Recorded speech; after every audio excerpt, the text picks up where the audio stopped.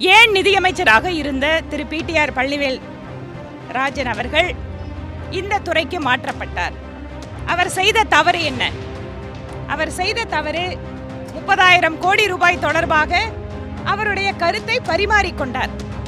அதற்கு தண்டனையாகத்தான் அவருடைய துறை மாற்றப்பட்டதாக தமிழகத்தினுடைய மக்கள் அத்தனை பேரும் அதை புரிந்து கொள்கிறார்கள். இந்த அரசாங்கம் தன்னுடைய நாட்களை நிறைவு செய்ய செய்ய ஒவ்வொரு அமைச்சரும் அவங்களுக்கு தெரிஞ்ச தொனியில தங்களோட அதிருப்தியை வெளிப்படுத்துகிறார்கள் அப்படிங்கறத பார்க்க முடியும்.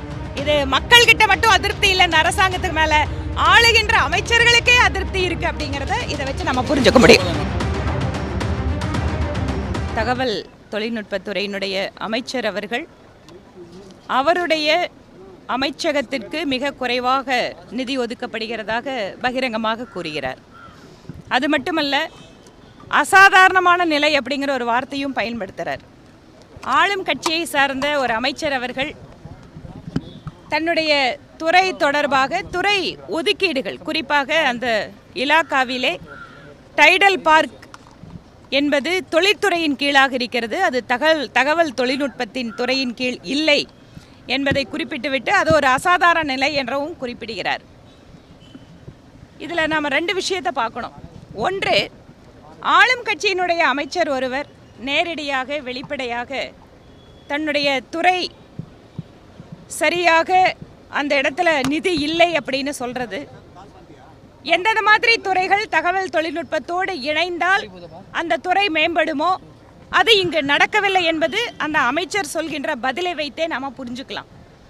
இன்னொன்று, மாநிலத்தினுடைய ஒரு அமைச்சர் அவர்கள் இதை நீங்கள் திறன் பெற்றிருக்கக்கூடிய அல்லது பணம் வைத்திருக்கக்கூடிய அமைச்சர்களிடம் கேட்டு வாங்கிக் கொள்ளுங்கள் என்றால் அவர் ஏதோ ஒரு மன வருத்தத்தில் இருக்கிறார் என்பதை புரிந்து கொள்ள முடிகிறது. அதனால்தான் உடனே குறுக்கிட்ட சட்டப்பேரவைத் தலைவர் நீங்கள் நேர்மறையாக பதில் சொல்லுங்கன்னு சொல்கிறாரு.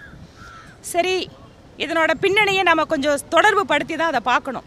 ஏனென்றால் ஒரு சாதாரணமான ஒரு அமைச்சருடைய பதிலாக இதை நம்ம எடுத்துக்க முடியாது.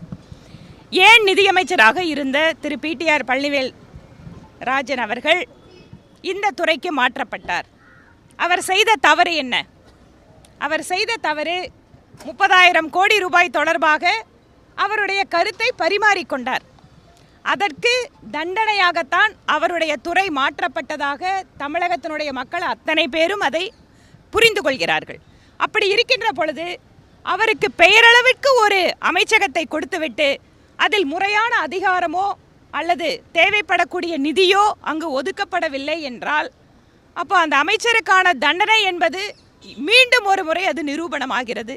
ஆக இந்த அரசு என்பது வெளியிலிருந்து கருத்து சொல்பவர்களை விடிய விடிய கைது செய்கின்ற அரசு மட்டுமல்ல, அந்த அரசாங்கத்திற்குள்ளேயே கருத்து சொல்கின்ற ஒருவரை கூட எந்த அளவிற்கு துறையை மாற்றி தண்டிக்க முடியும் என்பதற்கு இதுவே சிறந்த உதாரணமாக நாம பார்த்துக்க முடியும். துறையிலும் வளர்ச்சி பெற்றிருக்குன்னு முதலமைச்சர் பேசுறாரு, ஆனா இந்த துறையில நிதியே இல்லைன்னு பிடிஆர் பேசுறாரு. இல்ல, அவர் சொல்ற அந்த அர்த்தம் அப்படிங்கறத நான் பார்க்கல.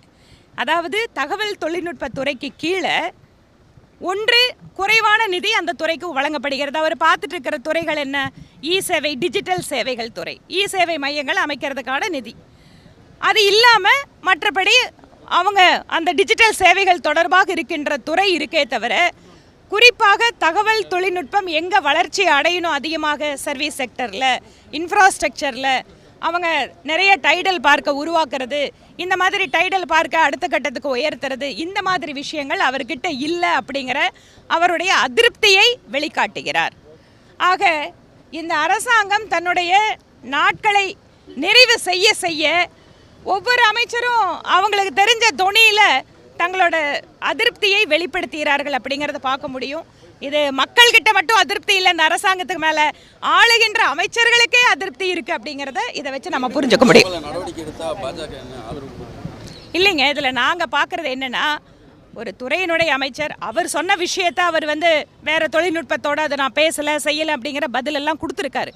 ஆனால் இந்த விவகாரம் எழுந்தவுடன் அவருடைய பொறுப்பில் இருந்து இன்னொரு துறைக்கு மாற்றப்படுகிறார். அந்த துறையிலே தேவையான அளவு அதிகாரமோ நிதியோ இல்லை. இதிலிருந்து நாம என்ன புரிஞ்சுக்கலாம்? இந்த அரசாங்கத்தில் வேறேதோ இடங்களில் செய்யக்கூடிய பண பரிமாற்றங்களை பற்றி ஒருவர் பேசுகிறார் என்றால் அவருக்கு தண்டனை இன்னொரு இலாக்காவை மாற்றி அந்த இலாக்காவில் பணமே இல்லாமல் வச்சுக்கிறது தான். நன்றிங்க.